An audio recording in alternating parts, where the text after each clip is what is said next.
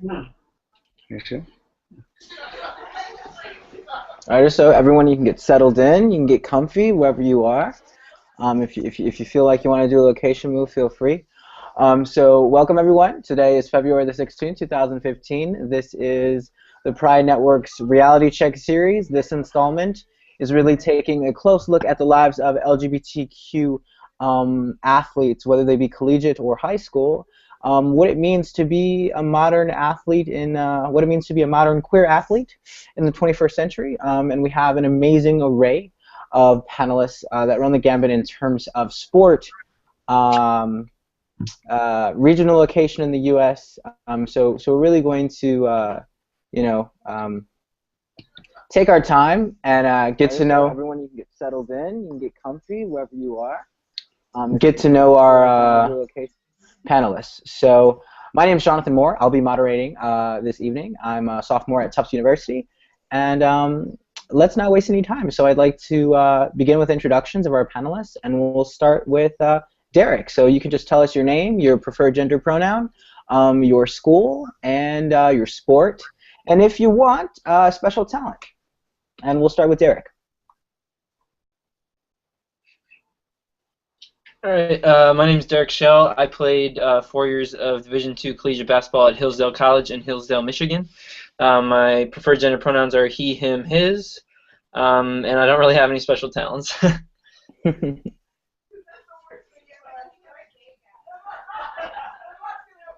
Let's talk to Dalton. Okay, hey, my name's Dalton. I'm a freshman at the University of Wisconsin-La Crosse. I played 4 years on varsity for football, and my gender pronouns would be he, him, his. And I can move my pinky finger without moving my other fingers. Lauren? I'm Lauren. I'm a senior swimmer at the University of Arizona. My PGPs are she, her, hers. I can shake my eyeballs, but probably can't tell over the computer. And Dorien. I'm Dorien Bryant. I played 4 years at Purdue University. Gender pronouns he, him, his. Special talent.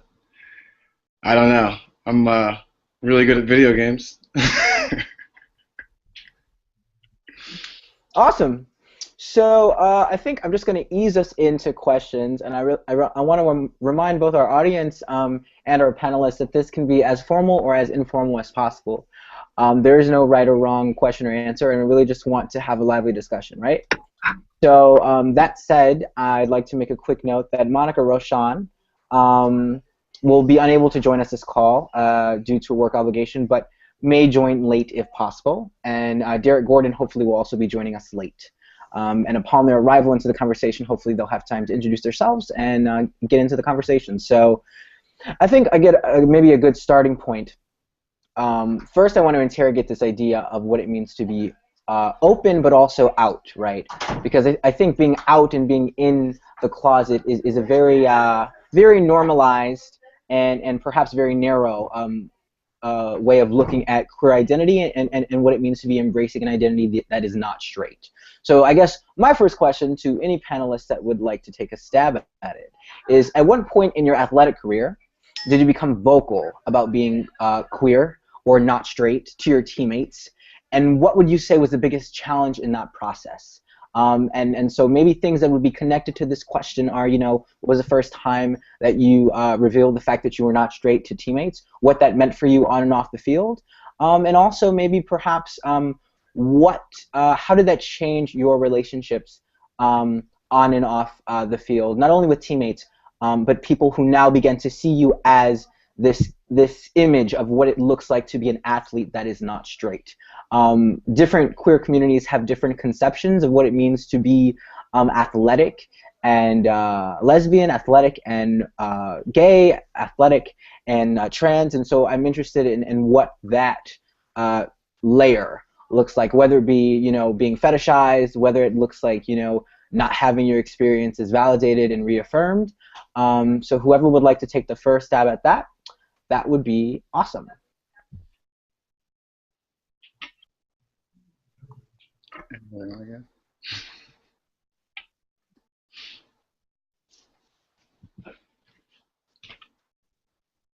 Come on now, don't be shy.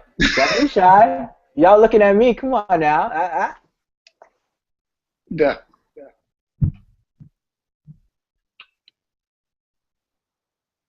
For me, I don't know. And it was my junior year in college that I first told a few teammates, but it had already been kind of like going around campus. A few people may have had thoughts or whatever. But I know once I was able to actually say it aloud to, it was actually two guys that I came in with freshman year. It just made football so much easier. It made everything else just alleviated so much pressure from me. Uh, I never actually came out while I was playing. I actually didn't come out until I was finished playing at Purdue, but it definitely made my final 2 years of competition like just so much easier. So. Yeah, that's a lot like me, where I came out my junior year of high school to he was the quarterback of the football team, and so he was also my best friend. And I think that helped me play a lot more confident, knowing that I had him to confide in. And then by the start of the actual football season, I ended up telling everyone on my team by then, and it made the dynamic of playing a lot easier, I guess. So yeah. Yeah, go ahead. I'm sorry. I came out also in my junior year of college. I was a transfer here last year, so it was my first year at Arizona. I had just been having a really hard time my first couple of years of college, and then when I came here, I noticed, it was still just as hard, just like being in the closet and not really being myself. And I came out to one of the team captains first. She was really supportive and helpful, and then I just kind of ripped the Band-Aid and told everyone in the team meeting all at once, and they were really supportive, and I think that went a long way in not making me feel like I was different, but like I was a different version of myself that I liked a lot better, and so that was really special to me.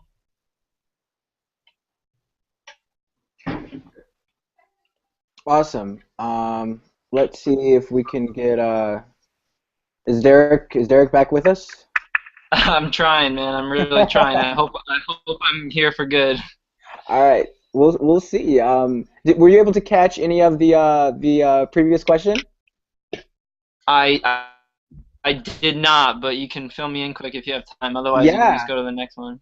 No, of course. So basically, we're just talking about perhaps the first experience, either on or off the team, where our identities as people that were not straight and athletes was maybe not revealed, but just was made aware to teammates, and what how that changed the dynamic on and off the field for you as an athlete.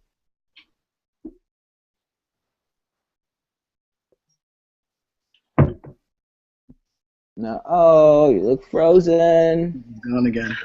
Oh no. All right. What we'll do is we'll try to keep it. We'll try to keep moving, and hopefully things shake out. I guess moving forward, a question that I'd have for all panelists that'd be interested in answering is, when we look at modern queer communities, depending on gender identity, depending on specific orientation or identity, we see that there's a certain fetishization that occurs when we're talking about athletes that are not straight. I'm really interested in how this maybe monolithic idea of what it looks like to be a queer athlete, how that affects you all. Because I think a lot of these concepts, whether it be like a very hyper masculine notion of what it means to be a queer man playing a collegiate sport, or this very fetishized idea of what it means to be a queer woman in a collegiate sport. I'm interested in how those stereotypes, but also those maybe fetishized ideas of what it means to be not straight and an athlete, how those have perhaps influenced your relationships off the field or out of the sport. Whether it be like navigating a dating space or navigating a social space as an athlete. What layers have you found to that? And anyone that's interested in that one could start us off.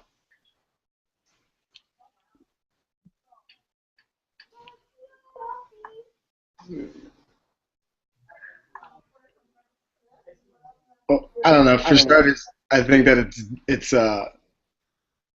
it's different in every sport. I mean, the thought of a gay male in football, as we've seen just recently with the whole Michael Sam thing,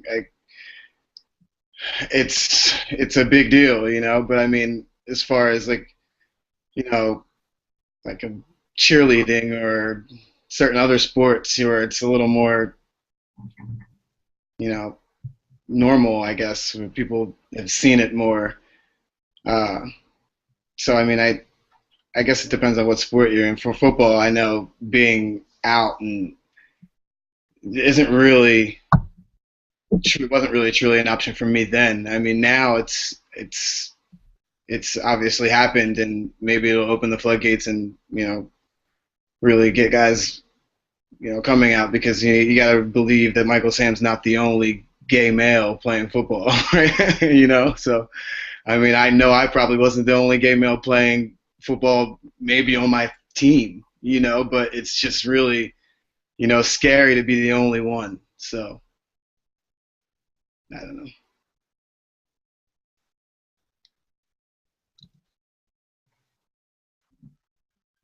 Yeah, with football too, coming like from a small town playing, it was always like nerve-wracking for me to come out during the season because I really didn't know how a lot of the guys would take it. I mean, most of them were really good friends of mine, so I kind of figured it'd be okay. Um, yeah, I mean, once I came out, I think it was more before when I wasn't out that I was more worried about like how I was playing and whatnot. I don't know if I'm answering that question completely right, but It's a complex question. yeah. I feel like a lot of the people that I've encountered, at least in my lifetime, maybe not necessarily here, but just everywhere, they kind of have this image that lesbian women are supposed to be masculine or butch. And I think for a long time when I was younger, when I was in high school, even though I wasn't out, or really technically out to myself even, I kind of thought about myself differently for like the way that people vocalize those expectations. And I like thought about the way that I walked like a man, or shrugged my shoulders, or the way that I talked and I have a deeper voice, and the way that I get called sir at the drive-thru all the time, which is, I guess a little bit funny, but I don't know, I guess that kind of image expectation just really affected my life when I was growing up. And I think that's still a problem for some people, not for me anymore so much, just because while growing up I've kind of grown out of caring what other people think so much, but I definitely think that that is still a major issue for younger girls growing up, and I'm sure there are also a separate like number of issues for men or whatever else, but I'm not really sure what that's like because I just know the whole lesbian girl experience.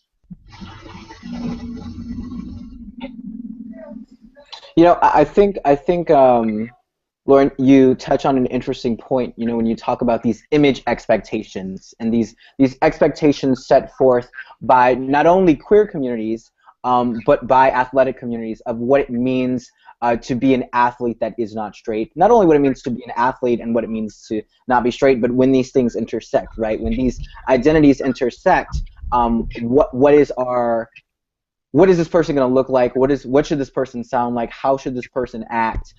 Just like Dorien was talking about, this idea that for some sports, the idea that there would be queer men was sort of an accepted thing, for perhaps cheerleading or diving, for example. If it's I think it's fair to say that if if a diver, an Olympic diver, comes out and he is a man and he's queer, that's somehow taken, that's received more warmly than it would be say, a football player, where perhaps the expectations are more rigid, more, we see the hyper-masculinity being so normalized. So I guess that might be a good segue into this idea of, these notions of hyper-masculinity, these notions of femininity within sports. What I'm interested in is, as athletes, how do you all work towards maintaining, I guess what I would say would be a positive self-image of what it means to occupy the space you do as an athlete and someone that is LGBTQ. Because I think there's often this tension, and so I'm interested in how do you create and maintain a positive self-image for yourself when you're in a space where you might not be meeting these rigid expectations of femininity or masculinity or gender performance. How do you maintain, whether it be in the locker room, at home, with your friends, on the field, how do you maintain, I guess, what I would call a positive self-image that not only reaffirms your identity, but reaffirms your identity in the space that you occupy? And yeah, so anyone can take that one. I think, that kind of expectation and I guess kind of subjective norm for what you're supposed to be like depends on where you are and what you play. Just like traditional gender norms vary across culture and region. It's like things are different from sport to sport and the types of players you have at each school.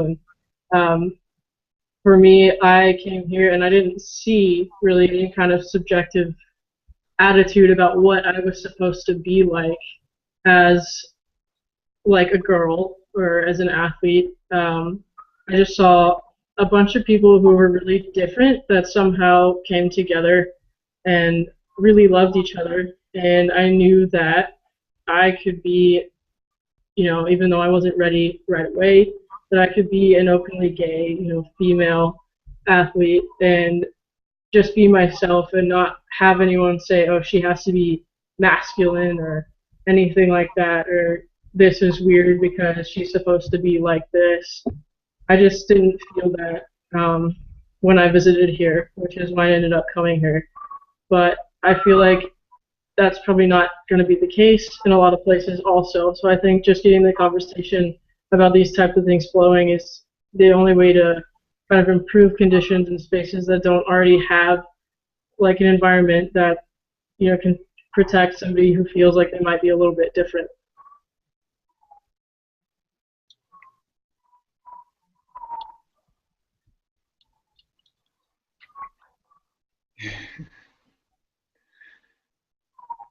Yeah, I mean, I agree with everything that she said. I mean, I think that the most important thing about self-image is just obviously just be yourself. And and when you're on a collegiate campus, you have kids from all over America, and being brought together at one place to do.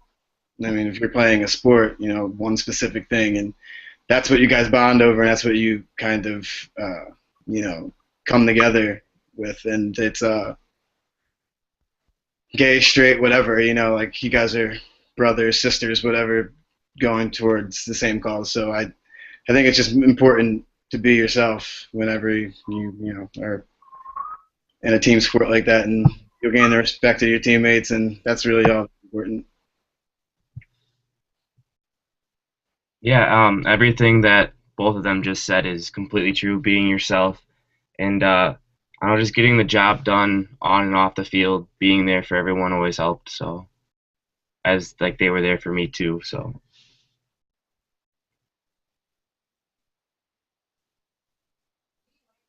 Awesome. You all come from I guess a wide array of different backgrounds, both in sport and whether it be collegiate athletics, high school athletics. I'd like to ask a few more pointed questions now, so we can get maybe a more rounded. I don't want to say idea, but a more rounded view of what it's like to be LGBTQ and an athlete. So I guess I want to talk about high school athletics for a moment. Dalton, you were a high school football star before you entered college, and so many athletes think that will have expressed that only once they were in college did they find the space to be vocal about their identity. I'm curious, for you in particular, what advice would you, or any other panelists, as a matter of fact, share with young people in high school that are involved in high school athletics that are not straight? What advice do you have in terms of navigating that space, staying true to themselves, and what would you say? Yeah. So I guess for me, it's just, I had to come to grips with it, like for myself first, come to grips with it, and then it was after that that I finally got the courage to tell one person, and it was kind of, we talked about it for a month or so before I told more people, and that's my advice would, I just find someone that you really trust and that you can open up to, and that, I mean, just, yeah.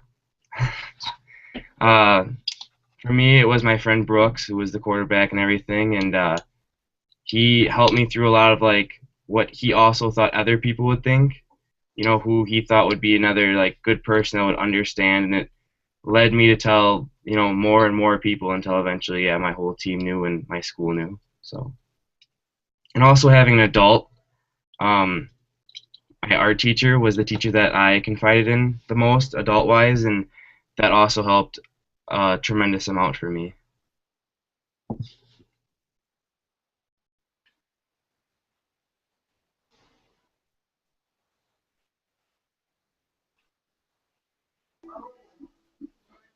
I can't really speak much to high school, but because I didn't really,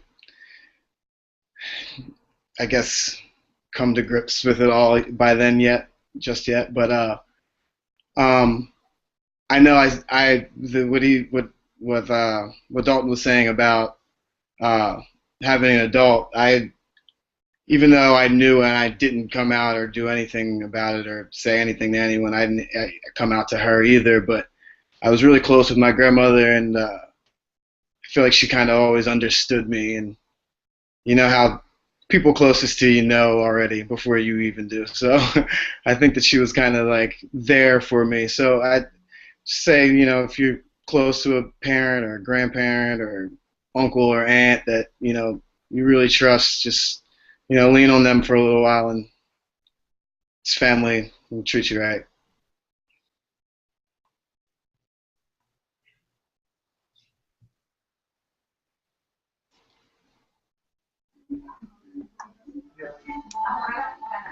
I think these experiences, are so, we try to make broad and vague generalizations, but like both Dorien and Dalton just reminded us, these are, again and again, we're reminded that these are very personal journeys, these are very personal experiences, and there are no, band-aid solutions. There are no wide sweeping generalizations that we can make that would fit the life of every, queer athlete out there.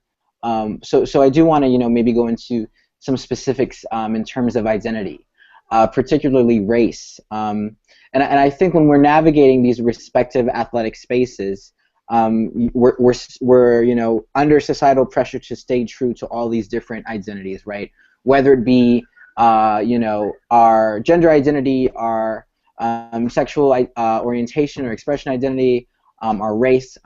So I'm, really interested, particularly Dorien, what it's meant for you to stay true to yourself as a black man with a queer identity in college athletics, even though you came out after your time at Purdue. I'm interested in what you've made of the relationship between masculinity as it's portrayed in sports, black men in sports and what that means. And also, curious about what do you think is the work of black men in athletics, in redefining what an anti-violent, anti-misogynist, perhaps queer black man looks like on the field and in the locker room.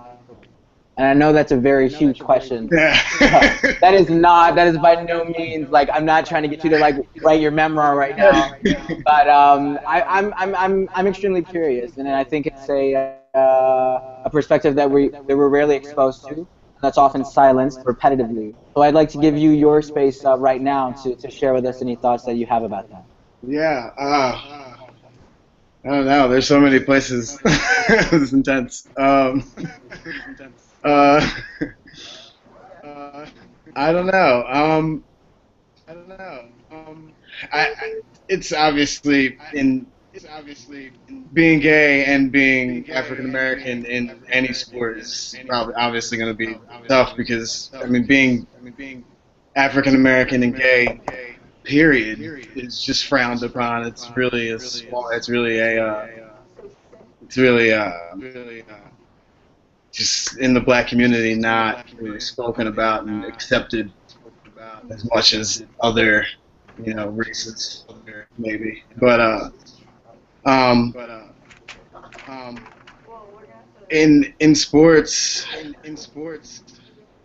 I don't really even know how to answer this question. If you want to maybe break it down a little bit more, it's really broad. All right, let's break it down. Let's break it down a little. So, well, I guess I'm really curious as and I think recently with our brothers in the Seahawks, we've seen up close what it looks like when black men reject popular notions of what it means to be a black man in professional sports, right, or collegiate sports for that matter, right? Whether it be a black man talking about their experiences as a black person on and off the field, whether it be a queer person of color who's an athlete talking about their experience on and off the field. These narratives are often silenced, right? And when you go on the field, you're not expected to be a black athlete. You're an athlete, right? You're not a queer athlete. You're an athlete, right? And we should also talk about how that is an act of erasure, right? It's great that we want to say kumbaya and yeah, we're all on the field. We're all running the ball. We're all trying to do what we're here to do, but we're also who we are, right? And the game should not be a place where you have to reject pieces of who you are.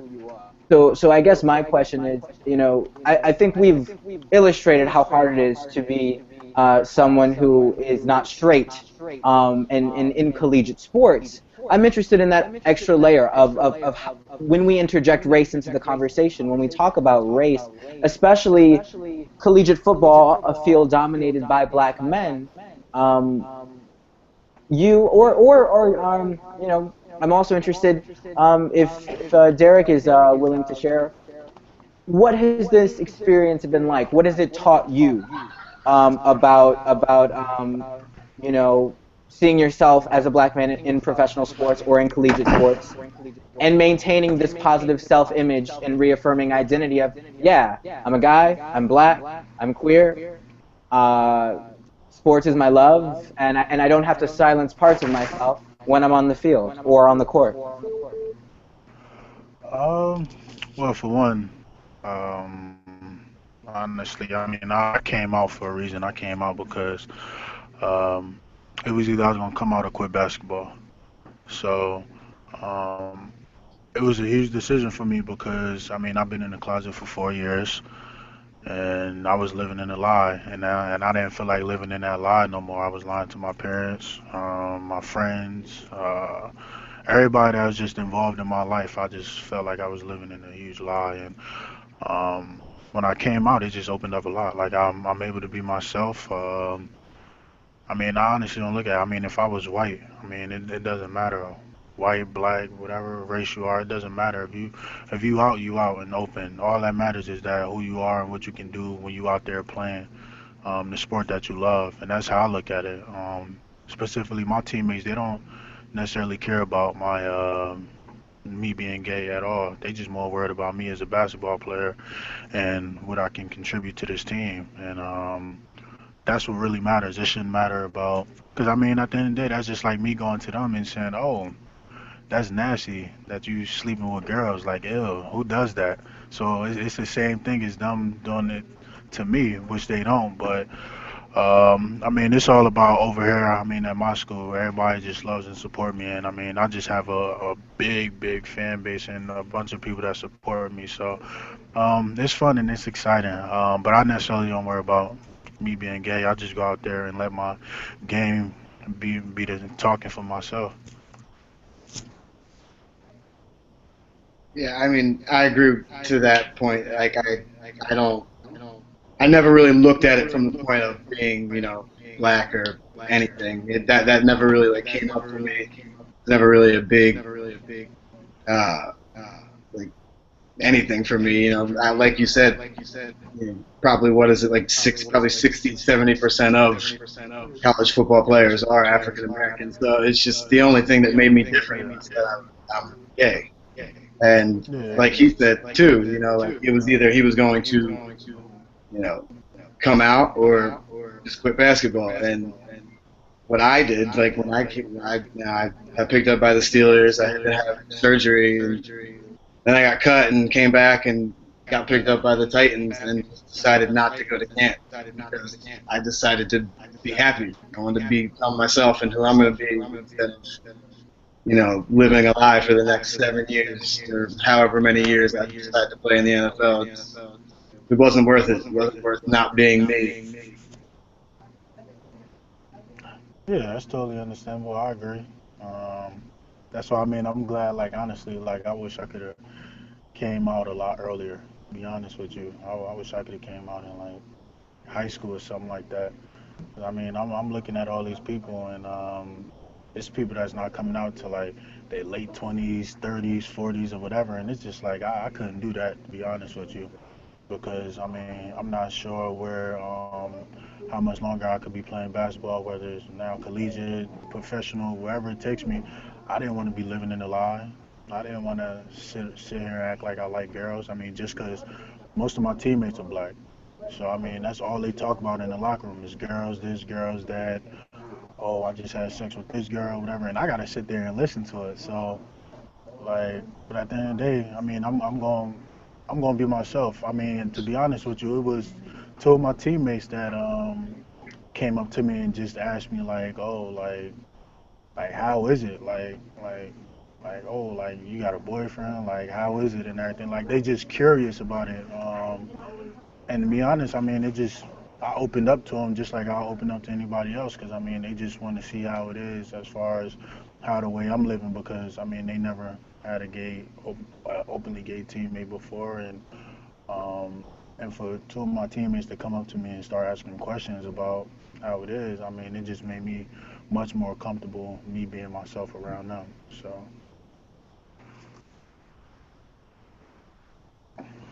Thank you both.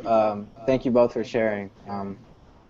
You know, Lauren was quoted in an article once, and I want to bring that quote into this space, and I want to have you all reflect on it and talk about what it not only what it means for Lauren, firstly, but also how this quote resonates with you.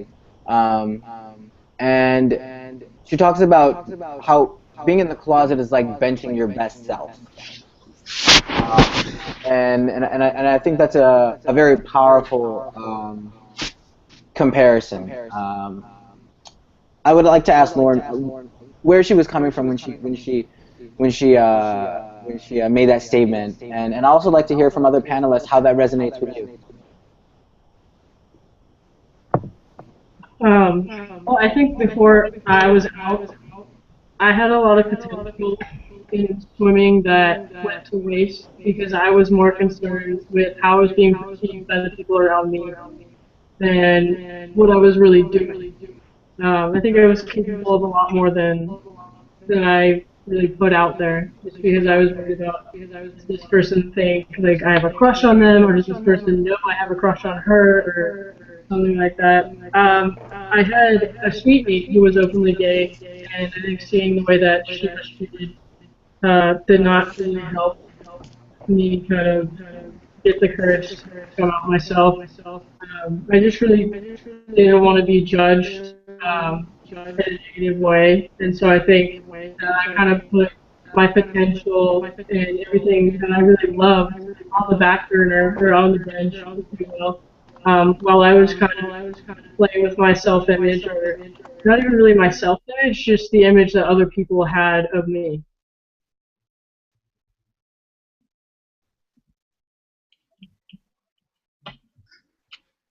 Uh, yeah, for me, not being out in my past seasons before my senior year, it was I always had to feel like I was compensating for being gay. You know, I had to do this so much better, and I had to hit so much harder. And um, definitely after I came out, I played way better because I always got to be a head case when I get like that.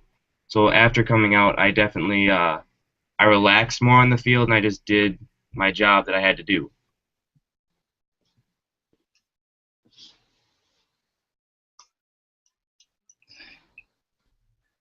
Yeah, I don't know. Being in the closet, it's hard.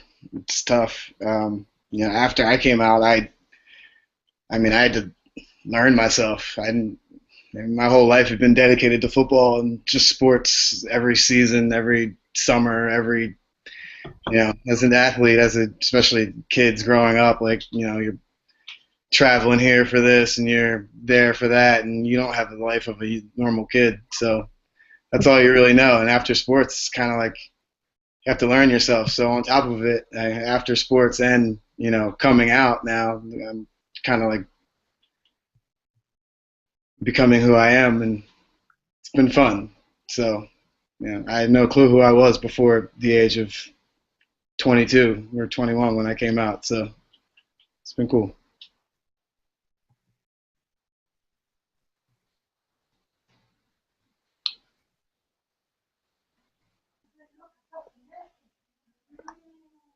Anybody else have thoughts on that quote in particular? Yeah, I do. Sure. To be honest, I said it in an interview when I came out. Um, it honestly just felt like I can just fly. To be honest, like I never felt just so free and just so happy, just to finally like be able to like live my true identity and live my true life, and it's been amazing. Um, I've been playing my best basketball yet, and it's so many people out there that's just gonna support you, and that's something that I was worried about, just because of where I'm from and um, my teammates and my coaches, my family. Like I was worrying about so much before I came out, and when I came out, it was just like I had so much more support than I ever thought I was gonna ever have. I mean, I was hearing from people from overseas, like China, Israel, France, different celebrities like Tyra Banks and Anderson Cooper. Like it was just tons and tons of people that was just reaching out to me and that was happy for me. Um, and it's a blessing. That's how I look at it. I mean, because it could have turned for the wrong way and things couldn't be how they are now. But everything is all positive now, and honestly, I always try to encourage everybody to come out, but I mean, it's a time and a place for everybody. Everybody has their own timing for when they come out. I never want to put somebody in a position to force them to do something that they're not ready for. They have to be ready to do that, but I'm always gonna be there to guide whoever needs guidance or support anybody, because I know how it feels when you feel like you don't have him, that you're not gonna have nobody, but you will have somebody, and I'm always gonna be there, willing to help anybody who needs it. So um, I liked everybody's responses so far as what I heard, and it sounds like everybody went through the same thing. Wonderful. I guess in closing, and we're nearing the end of our Google Hangout. So I really just want to bring us back together and bring us to a closing that we can feel. Not everything is positive all the time, but I would like to end on a uplifting and positive note, because I think a lot of what a lot of what the panelists have been echoing is this theme of resistance, right? Through our own personal struggles with acceptance, with identity, with navigating athletic spaces as people that are not straight, with accepting all these layers of our complex identities and embracing it, and really being brave in the way that we live our lives. So I guess a final question to all panelists who would like to entertain it would be, what do we have to look forward to in terms of team sports being a tool of not only self-liberation and self-understanding, but also of identity acceptance? What do we have to look forward to in terms of a future where athletic teams are spaces where folks, especially younger folks, feel safe and open about being their truest selves, and not allowing athletics to be a space where these parts of our identities go silenced or unacknowledged. You two can play. This idea that team sports should be environments where people embrace themselves, love themselves, and work with their friends to accomplish team goals. I'd like to leave that as an open question to anyone who'd be willing to share about, what are the values that, you've gained from being involved in sports, and how does that translate to, um, being LGBTQ and being an athlete.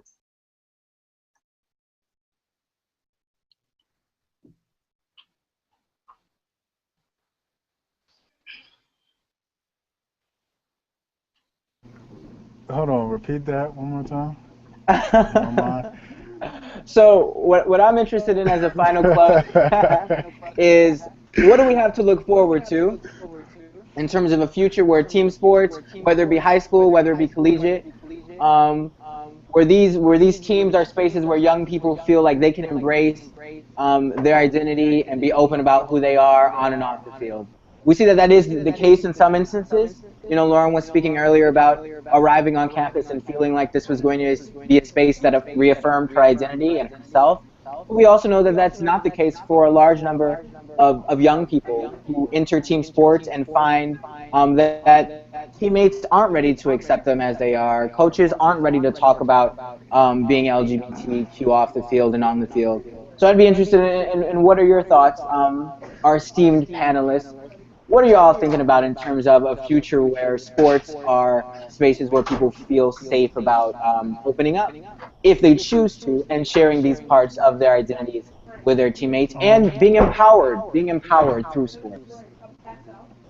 Me personally, from my experience, from what I think, uh, just because of high level basketball that I play and the school that I'm at, a lot of people is gonna look at that. I mean, I'm at a big time Division I school. I've played in the NCAA tournament, and I'm openly gay. And I start on my team. I'm one of the top players on my team. Everything. So just let alone for me, I think it's gonna open up a lot of people as far as let them be themselves, because they're gonna look, as far as basketball, because they're gonna look at it as, oh, well, I'm a top player as well, just like him, and I mean he's openly gay and he's able to play his sport and do his thing, so why can't I?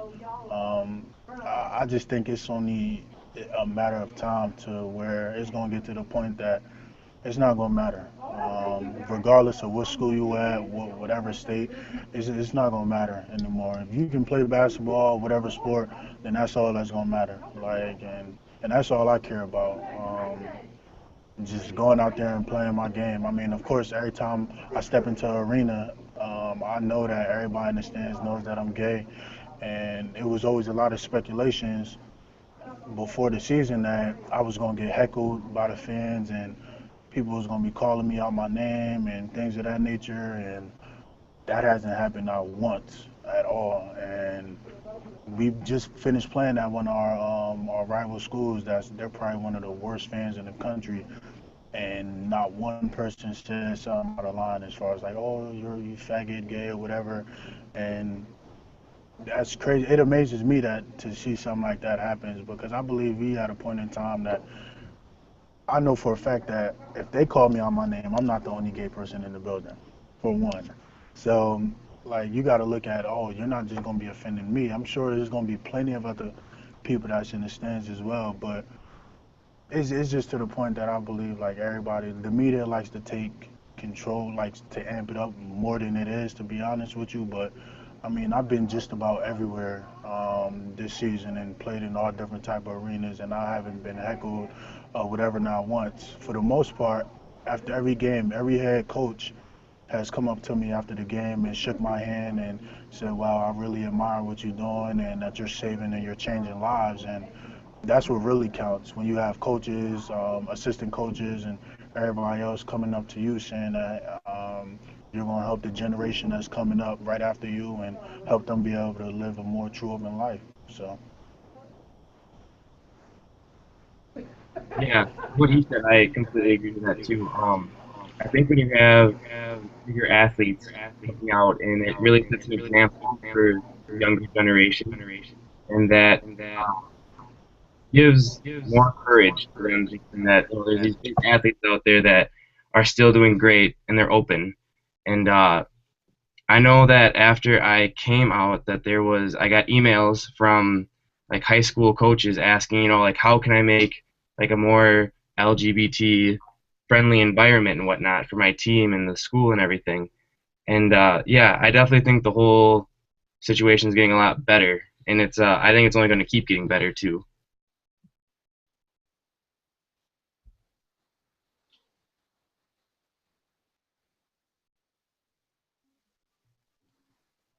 I think, Dorian, Lauren? Yeah, yeah, please. team sports, a big part of team sports is, individual identity. Um, I think everyone brings something different to the table, and if you have a place where people aren't comfortable, being themselves, then you just have a bunch of empty seats, and you don't have everything that you need. And I feel like if we send a message that embracing differences amongst each other in teammate relationships will, create a better team and a better team environment, that will definitely help, younger people as they're growing up and kind of facing what we've been going through today. Um, I guess kind of one example that I could think of embracing differences and just kind of having fun with what makes you yourself. I talked about how having a deep voice was kind of like a stereotypical thing that people would make fun of me for. Again, that wasn't here where I'm at now, but earlier in my life. But we have this team cheer here that I get to lead every swim meet before the meet starts. I get to do that because I have the loud, deep voice, and it's kind of intimidating and it's fun, and I really like that. And people don't make me feel weird about being a little bit different or sounding a little bit manly or whatever. They kind of let me just kind of show that off a little bit and feel good about it. So I really appreciate that, and I think little things like that are what really count in making a difference in a person's life. So. Yeah, I don't know. I think like what everyone said is like spot on. It's definitely getting better. When the talents of people with a lot of talent step up and come forward and like Derek did and like Michael did and Jason Collins did, like a lot of people did in these past few years. It just makes things easier. It makes it a lot easier for kids coming up to, you know, want to come out and say they're gay or and want to continue to play. It also makes it easier for the people around us. When we see the UMass players rally around Derek or the Missouri players rally around Michael. It's just like there's people out there and we have allies and you have support. So. And I think that's a very honest and open way to leave our discussion. This idea that if you seek support, their support is there. As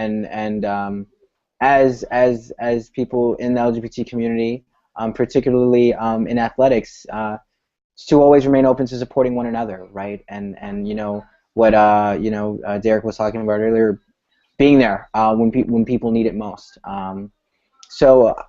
For one, I'd like to thank all of our panelists. I'd like to thank them for their honesty, for their willingness to dig deep and talk about what being an athlete, an open LGBTQ athlete means to them. I'd like to remind people to follow the Pride Network on Facebook and Twitter, to give this YouTube conversation an overlook, to share this resource with young people that you think, and not only young people, but people, period, that might benefit in any way from this conversation that's been had. I'd like to thank people for this evening, and encourage you all to stay connected and continue building community. So thank you very much. Have a good night.